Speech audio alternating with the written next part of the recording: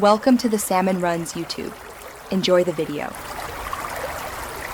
You begin by confirming essential prerequisites.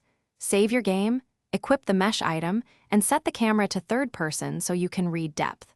Once done, walk to Berry Avenue's west entrance and face the low railing. Move slowly while holding the mesh. This increases detection consistency.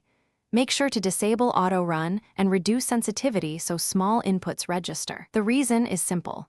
Precise positioning and steady input let the game register the mesh clipping that you now execute the sequence that reliably produces the mesh walk. First, align your feet with the narrow gap in the railing, crouch or ready a small hop. Then repeatedly tap the mesh action and forward in quick 0, 2 to 0, 4-second bursts while gently nudging the stick. This tiny rhythm forces the mesh to clip incrementally.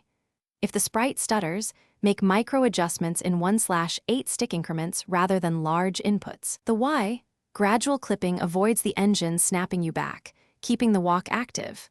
You complete the maneuver by locking the camera forward and taking 5 to 10 steady steps.